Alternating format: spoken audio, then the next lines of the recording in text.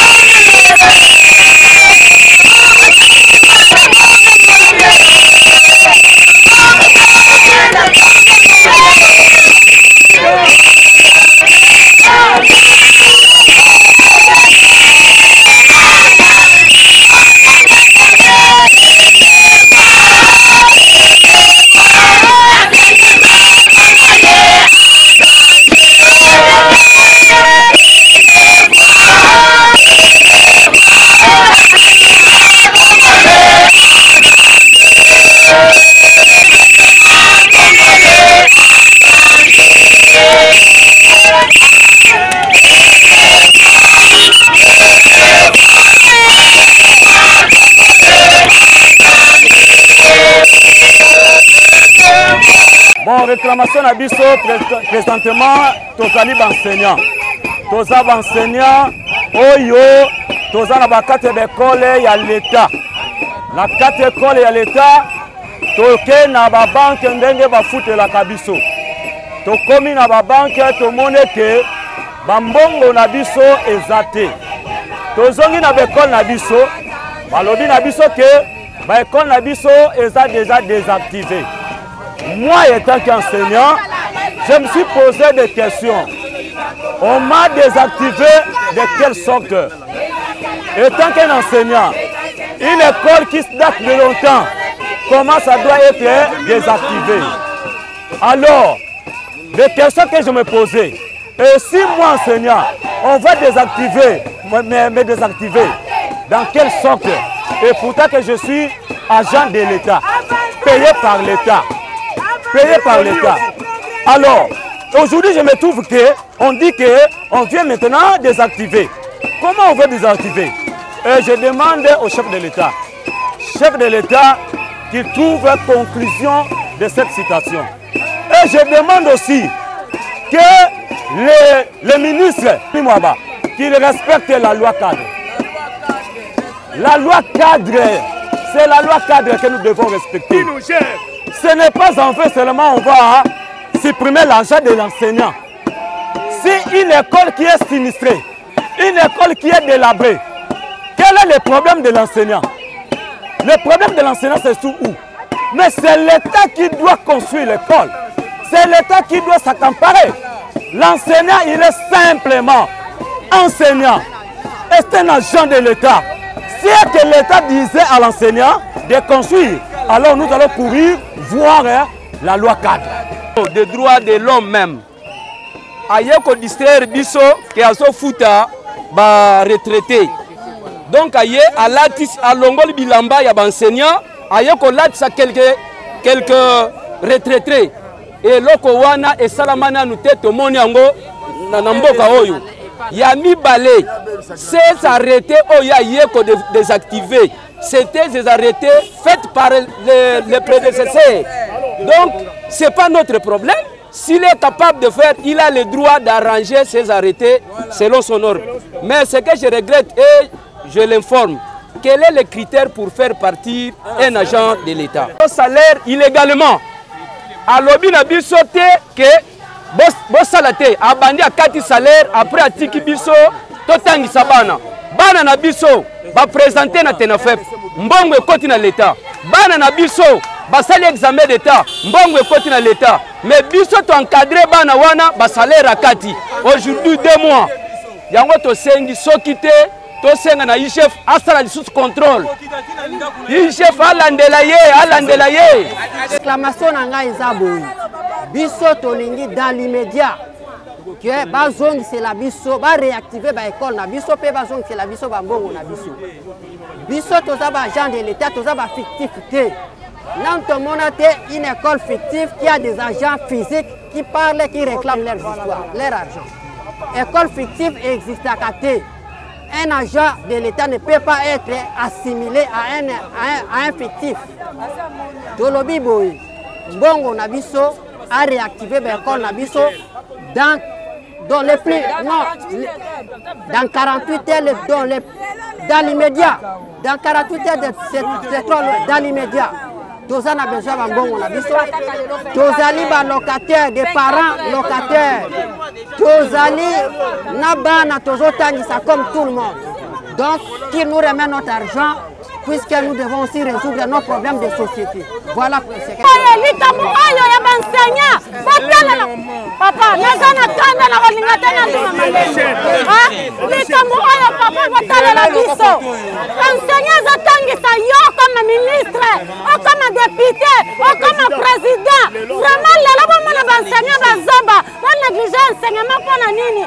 Fictive uti wapi? Soto mulika kola za fictive, yo muto comme ça va bien. Pona nyuka sala benseignant boye. Enseignant leka na mbongo, alesra bana na mbongo, afutela kandaku. Lelo boye biso bandaku bana babengali bango avec examen l'état basalité ndaku biso moko babengali na bandaku tokelala wapi bafutela biso bandaku bafutela biso mbongo na biso toza baveva mama baveva tokefuta wapi nana bapesa biso mbongo bafutela ndako bakangi bambongo na biso mpona nini boye papa bafongola mitema boye bimisala bansenga mbongo na bango baficif na bino baketalela bato basalela kiki fictif biso toyebi yango te soki ekole eza no soki ekole eza na construite c'est l'état moto akozwa charge ya kotonga ekole ce n'est pas enseignant atonga ekole mbongo akotonga lekole ozofuta mbongo mokie sikoyo totonga ekole tokozwa mbongo yango wapi parole opesi ngai omoni ezosala biso pasi oyo banzoto na biso te biso tosenga igf akita sur terrain avérifie si réellement bekole wana eza te bekole fictif eza bekole ya Willy Bakonga nga naza na arrêté ya 96 ya soki moni nga naza na arrêté ya Willy Bakonga te na passé jeunesse na nga nyonso na enseignement depuis 19 ans na bandaki EPSP lelo l'état azofuta nga nde oyo yanto aluka regret mingi puisque toza ba mama veuve toza na bana totangisa toza na bandako tofutela boye président ye moko alobaki ke le peuple d'abord oyo eza peuple d'abord lelo soki tolala libanda lelo soki nalali ya libanda eza mabe merci papa. Lelo Tony Mwaba soki azali ministre ya enseignement grâce à la mission enseignant ndenge nini akoki kosabote enseignement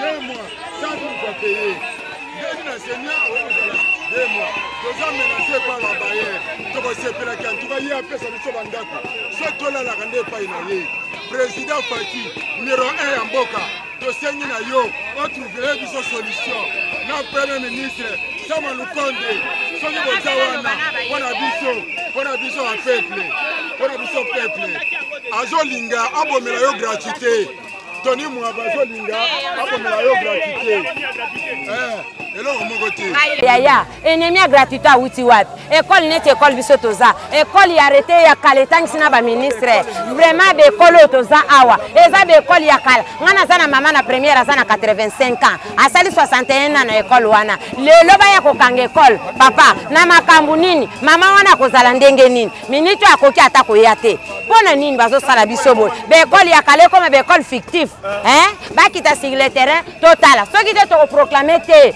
école fait kozonga te le 4 po tokokoka te proclamation kozala te tokobanda kopanza école nyonso oyo kotanga po mbongo na biso eza mbongo na biso akala tozwaka nga na banda enseignement banda 18 ans nani namona makambo te naya komona kaka na ministre oyo Tony Mwaba mpona nini tosali mpe nini toyibi nini mbongo na biso moko mutoki na biso moko tozolakisa bana baministre botalela biso likambo oyo mwana na première semaine na première primaire azalaka ndenge nini pasi oyo biso toza nango nani asotaki sans toutefois aleka epa na biso mutu asote aza te mutu nyonso akomaki nano epa na biso avant akoma oyo azali toza banzambe ya mibale awa na saa mabele barespecte mpe biso barespecte biso bazongisa biso mbongo na biso dans 48 heures tozolala awa tokozonga te mingi te omoni nga nabeli maladi na ekole kotangisa napesaka mathématique par jour 4 heures banda 7e ti 4e humanité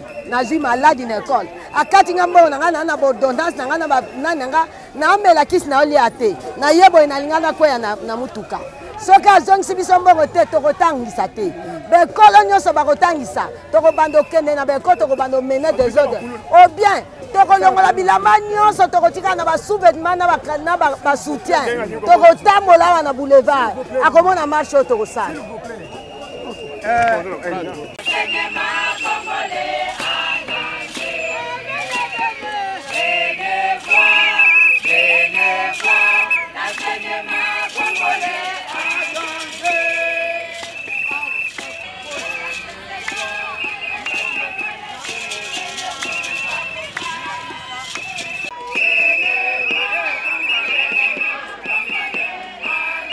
toye na primature awa bakonzi bazwila biso solution biso toza baenseignant oyo baekole badésactive na premier ministre baekole na biso eza baekole fictif te eza baekole oyo Kasavubu atika Mobutu aya aleki atiki yango ekole oyo babengi ekole fictif enseignant azalaka te élève azalaka te soki ekole eza enseignant azali élève azali ekole wana eza fictif te soki eza viabilité ezala na 4 critères mais bakati biso salaire kaka boye subitement ni lettre bapesa biso mpona koprévenir biso te bazokanga baekole ayebisi biso te biso toza baekole fictif te oyo ezalaki créé par Willy Bakonga biso Mobutu atika biso Kasavubu atika biso eza baekole ya kala mpe na ntiango eza na baekole te oyo leta atonga bana na biso batangaka na baekole wana oyo Kasavubu atika lelo bakangi ekole réaction ya bana ntiango avenir ya bana wana augmentation ya bana oyo bazozala sur la rue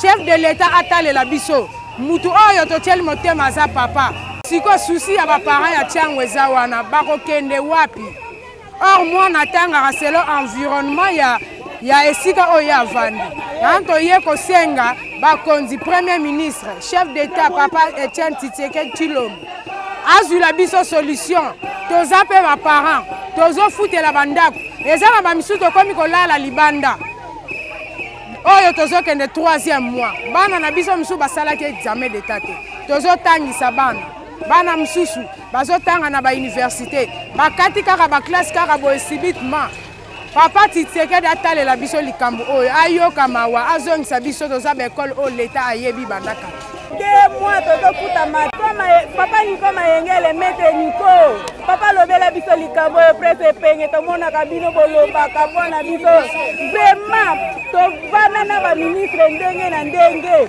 ata moko asala biso mabe te ni oyo Tony Mwaba abebisi mosala na biso bamama boye babengani biso na bandako na bana tovanda libanda vraiment ata mawa eza te ozoyokela biso bamama mawa te biso totangisa yo Tony nde ovanda wana na ministre wana biso bansenya batotangisa yo me yo lelo ozonyokola biso bamama ozonyokola batata na bana na biso tolala libanda vraiment mawa mpe eza te papa kitisa motema oza papa ya bana yoka bana na biso mawa ndenge mpe tala nazokoka te nazoyoka motema nde tozobimanga libanda soki nazoraisonne makambo oyo vraiment nazosenga na maître Niko abeta seta na likambo oyo atuna Tony nini tosala ye nini likambo nini na biso eza nini topanda libanda boye na bana na wuti kingasani kuna na kimbanseke na ye awe na mwana mpona ndako babimisi nga 2 mois nazofuta te nakolala wapi na bana papa ata yo moko bosunga biso likambo oyo tokoka te la plupart plusieurs écoles au Tony Mwamba akangi eza na Tchango. Do Tchango bekoli nyonso o eza kuna yango ye akangi.